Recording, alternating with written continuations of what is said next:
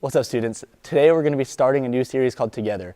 Now, when you hear the word together, you probably think of a group or a team or just a number of people. Like, for example, the New England Patriots, the Avengers, or the Lakers. Each of those teams are made up of individuals who share a common goal. For the Avengers, they're just all trying to save the world. The Lakers just want to be the best team in the NBA. And the Patriots, well, they just trying to win another Super Bowl. As old as it may seem, that's their goal. My point is, no matter what your goal is or how good one person may be at something, when you work together, your chances of success increase. Iron Man, he may be really good at what he does in stopping the bad guys, but when it came to Thanos, he needed a lot of help, right? And LeBron James may be the GOAT, but there's no way he could win a championship by himself. The Patriots may have winning down to a science, but it takes all of them. Tom Brady can't do it alone. What I'm trying to say, guys, is together, we are better. All those teams may be good, but I'm sure you can think of teams who just don't have this whole teamwork thing down. Here's some funny examples.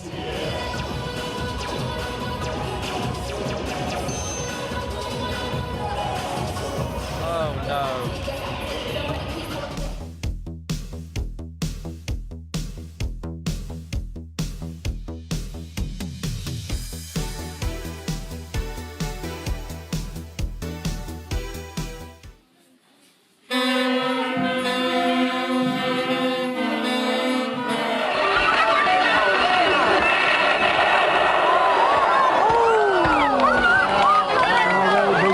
We can all agree that trying to help each other better ourselves by working together is a good thing, right? But why is it that even though we know this, we see the exact opposite played out in our everyday life? Maybe you're on a team where everyone only cares about how good they do and not how good the team does. Maybe you're part of a friend group who is all about helping each other to each other's faces, but behind each other's backs, it seems like they could care less about you. The point I'm trying to make is we have all seen this lack of unity at some point. Now, why is that? I feel like the most obvious reason is because we're different. I mean, we may believe the same thing when it comes to our faith, but we like and dislike different things. Some people love playing sports and could never dream of being in the band, while other people love band and would never step foot on a field. And then you have those people who will wear their football pads while playing in the halftime show, right? We all have our differences, and even our fellow followers of Christ can have different opinions than us. But if together we are better, how can we set aside those differences and work together? I want to give you an example of the early church that was described by one of Jesus' followers. It's in the book of Acts, which is in your Bible. In Acts 2, this is what it says. It says, "They devoted themselves to the apostles, teaching and to fellowship, to the breaking of bread and to prayer." And that sounds pretty good. They had teaching, they had fellowship, they had prayer. And then it goes on to say after that, all of the believers were together and they had everything in common. Now, I don't think it meant that they actually had everything in common, like they liked the same foods, the same Netflix shows, or the same music.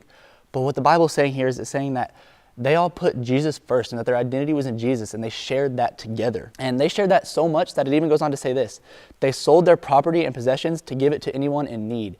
And now to us, that may sound super extreme, and maybe you're even thinking like, I could not imagine selling my Xbox and just giving it to somebody in my small group. But that's exactly what the early followers of Christ did. They gave up what they had to make sure everyone in need had enough. And it goes on to say this: every day they continued to meet together in the temple courts. They broke bread in their homes and ate together with glad and sincere hearts, praising God and enjoying the favor of all people. They didn't just see each other once a week at church. They saw each other every single day, literally being a part of each other's lives. Now, you may be thinking, how could they even stand each other with all their differences? And it's because the one thing they had in common was that they all were following Jesus, and that meant the most. Now, if you put your identity in Jesus first and put everything else second, you'll be super surprised at how all those differences will just seem to fade away. I'm sure if you've been to a church camp or a retreat or an event like that with Brazos Point, you have felt this feeling before, because you ate together, you sat together, you hung out together, you spent every single day with each other, and it may have even been the best week you've ever had because of the unity that you felt with your group. It wasn't because you were on the same rec team or you liked the same things or y'all all ate the same foods every day, but it was because y'all were all there for Jesus, and that was it. The bottom line I want you to see, students, is that together we are better. Students, I want you to know that God can do more through your group when you're unified and working together. I want you to see what else happened in the early church. This is what Acts says. It says, And the Lord added to their numbers daily those who were being saved. Not only was being unified and working together helping the people in the group, but it was affecting the people outside of the group because they wanted to be a part of the group and better their lives. Now, it may sound hard, students, but it's easier than it seems. The most important thing you need to look at is, where does your identity come from? Is it in football, volleyball, band, basketball, whatever it is? Your identity should first and foremost be a follower of Jesus, and everything else should come second. Once you've done that, here are some practical things that you can do every day to help you start working better together. Show up. Whenever your small group gets together, be there. Be there physically, but also be there mentally. You won't realize how much of an impact you could have on somebody's life when you actually listen and care about what they're saying. Next, sit together. I know that in small groups you all sit around and talk, but when you go to school or when you're at a football game or something, sit with them. Sit with your small group and get to know them even better outside of your group every Wednesday. And the last one, just talk to each other. I mean, outside of small group, when you see each other in the hallways, when you see each other on the bus, just make conversation, guys. It makes a huge difference and can unify you more than you would ever imagine. Treat them like they matter, because they do. Students, I want you to see that the church we saw in Acts did something huge. It's because of them that you're sitting in a group today.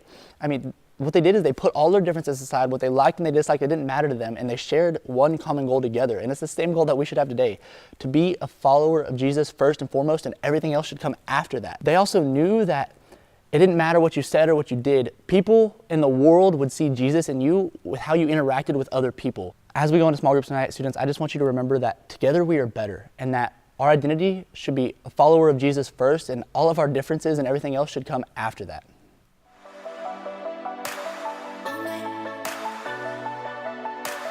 All night.